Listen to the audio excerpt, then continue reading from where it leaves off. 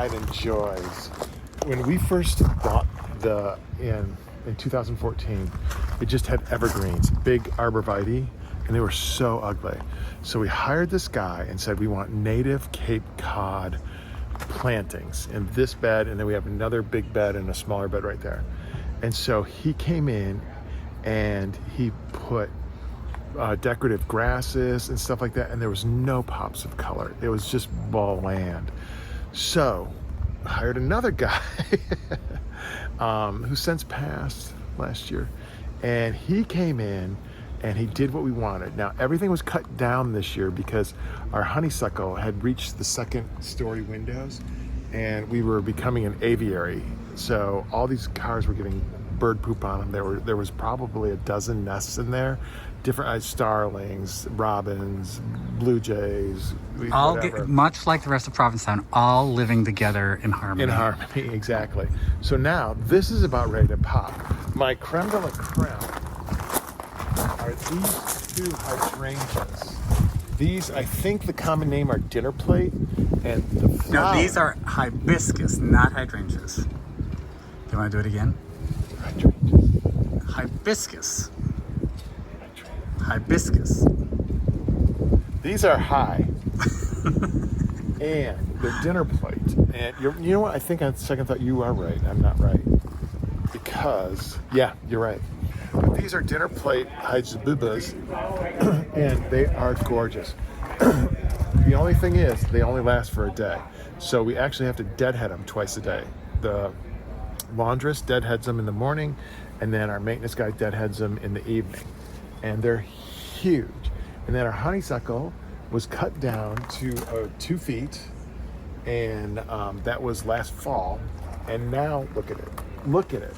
It's just loving life. Now we do a little fertilizer. And I wish that we had a honeysuckle that actually had a stronger scent. Yeah. This particular one is beautiful, but it does not have. We try every time we try to do something. Remember, I did the mandevillas a couple years, and then I did the mandevilla trees, and everything dies. It's just too much sun now. Enough sun doesn't whatever. And then these guys are just gorgeous too. And then when you go by here and you see these wonderful things, and they come over here. Look at These this. are hydrangeas. No, they're hibiscus. They're hydrangeas. Yeah. And then these little things were volunteers that a bird pooped and left them here, which was nice. They had a little pop. So thank you for all the birds that poop all over. Once in a while we get something good. So anyway, I love this. And then these guys come in, I forget what the name of these, they come in later for the flower. So we have some flowering stuff for most of the season.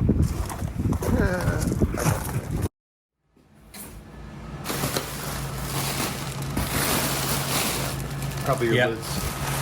Okay. So, Kurt, what do we got here? The cool thing is this. In our breezeway, the rugs were getting a little threadbare, so we have to do commercial rugs because it's open to the elements and all that kind of stuff. And we jazz it up. We had brown before, and these are plush, almost a royal, and they're thicker. So we have a 4x6 square and a 3x10 runner. Gonna take a nap, Spooky? It's going to take a little getting used to. This is just Spooky being casual, waiting to answer the next phone call. Checking his reservations for the day. Don't get anything on the floor. These look good. So the blue is going to take some getting used to. Yeah. But Well, ooh, they feel plush, Yeah. don't they? Thank you, Spooky. Thank you. yeah, I'm happy. Yeah. Are you still down there, Spooky? I was gonna do a handstand for you. Oh, really? do a handstand. Oh, we got to get out of the way. Okay. All You right. need a better angle. Go on this side. All right. Okay. You direct me. Yay! Yay! Go Spooky! Good job. Jennifer used to do Yay! that. I would applaud, but I'm holding the camera. Good job. I am so excited because we are on our way to Ciro and Sal's for dinner. It's so weird that we haven't been to Ciro and Sal's yet because this is one of our favorite restaurants and we know so many of the people who work there. And over the winter when we're not in Provincetown, I dream of having dinner at Ciro and Sal's. So it's taken us 8 frickin' weeks in Provincetown before we're getting there, but we're getting there tonight. I'm so happy about it. So happy about it.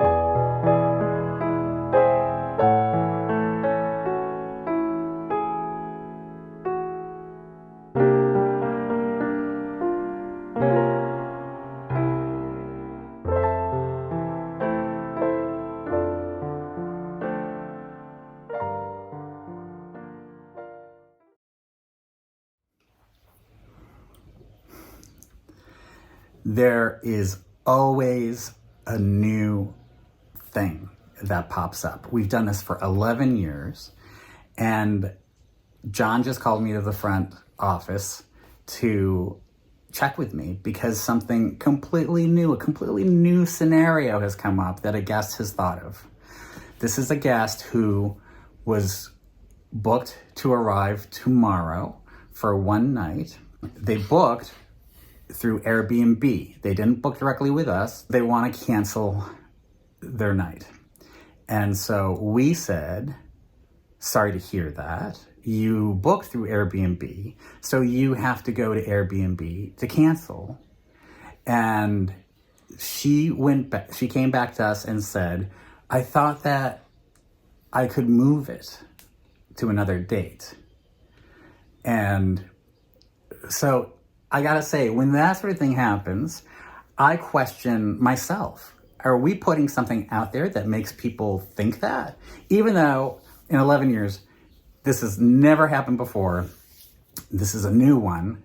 So I go in and I look to see what she received from us. And nope, there is nothing that says that. Even if you book directly with us and you cancel within 5 days, you can't move to another date. You lose everything. The only way you can do that is if you pay for a higher rate. We have a different rate called the Rest Easy rate that does let you move it to another date.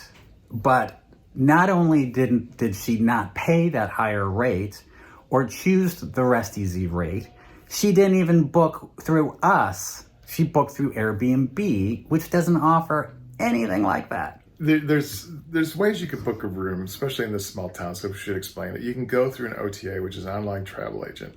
At that juncture, if you decide to go with them, you pay a different rate than booking with us directly because there's commissions involved. So if you book through Expedia, hotels.com, any of that kind of thing, you pay the commission for that room. If you book through Airbnb, you pay their commission. But when you book through those OTAs, the Expedias and the Airbnbs, they are the sales agent. So everything has to go through them. So you pay for that. It's just the way it is, just FYI. And so when she calls us directly, she shouldn't be calling us directly because she didn't book with us directly. She should be calling Airbnb. So she's trying to subvert the natural chain that she created, or he, whoever this person is, that they created, and back out of something. You know what? We don't even have that money. Airbnb hasn't even paid us yet for her booking. What if something happens? What if we don't get paid for it from Airbnb? What if we move the date and then she does something weird that cancels again? We've had this too. Cancel again. People play this game too. Right. And you know, we're in the service industry. We have servants' hearts, but you know, we are a very small business and you can't take hits like that. You can't. There's 9 employees that we have to feed, you know, and so you can't. And everybody's the same. Don't think we're being hard ass or something like that. It's all the same here. We're even more lenient than most. We can't at this late juncture resell that room. To that point, you might ask, why can't you potentially resell it? Look at a map at where Provincetown is. People aren't just driving by Provincetown and decide to stay for the night. It's a destination. You have to plan to get here. Even in the best case scenario, being able to resell a room in Provincetown in just 24 hours, it doesn't happen. Travel insurance, people. Just buy travel insurance. Figure that into the cost of your vacation. Well, she didn't book with us, so she booked with Airbnb, and I don't know whether Airbnb recommends that you do that. If you book directly with us, you'd get an email suggesting that you get travel insurance. All right, so that's my frustration right now. Thank you very much for listening. I really appreciate it. Have a nice day. Bye. It's an exciting day because we're finally getting a runner for this stairwell. We got a runner. Where?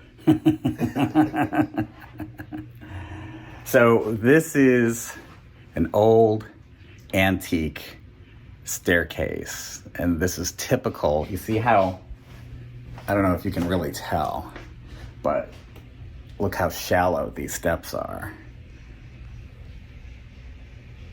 And that's typical, actually, for all of the old homes in Provincetown. It's just how they used to build them. I think people used to be a little smaller than they are now.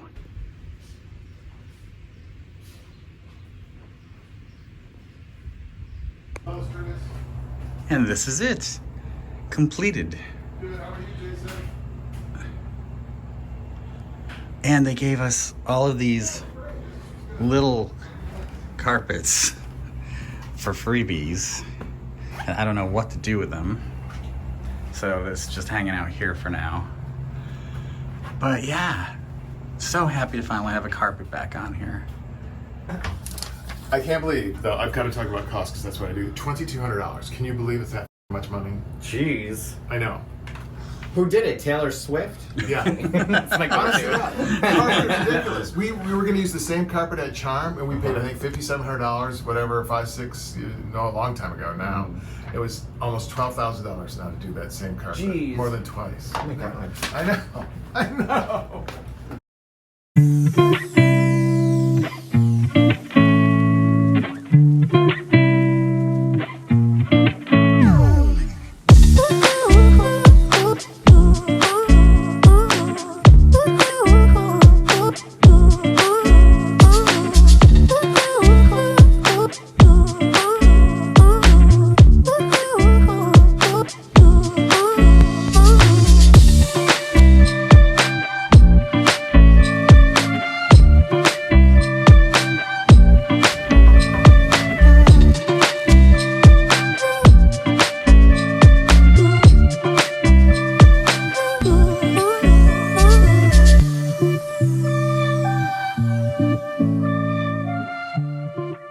So behind me was the previous location of the surf club, and now it's Luke's Lobster.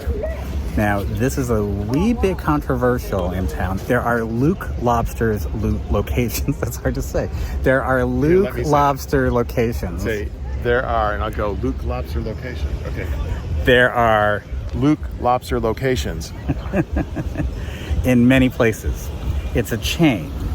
Provincetown doesn't like chains very much, especially when chains come in that are competing with beloved Provincetown institutions like the Lobster Pot. It's right next door to the Lobster Pot. There were other businesses that applied for this location that were more local, and the owners, who are townies, decided to go with Luke's Lobster. We are actually looking forward to trying Luke's Lobster. It's supposed to be very good. I know the Boston location is liked by a lot of our friends. I mentioned the Lobster Pot as being right next door to Luke's Lobster, but also we have the other town favorite, which is Johnny's Footlong, which also does a similar menu to Luke's Lobster. So We really like John's Footlong, and if you go up on the second floor, you see that smokestack kind of thing. You can throw all your waste down that. It's kind of fun. It goes clank, clank, clank. we'll definitely be taking you to both Lobster Pot and Johnny's Footlong, and probably Luke's Lobster eventually too. We'll give it a try, but it's hard for us to give up these old town traditions that we've been going to for years. And frankly, we won't give them up. We have to try them all because we have to be able to send guests there, because they always ask, where can I get a lobster roll? Yeah, people will be asking us about that. People will say, what's Luke's Lobster like? I just tried to say, what's Luke's Lobster like? What's Luke's Lobster like? Thank you. I need help some days. I do.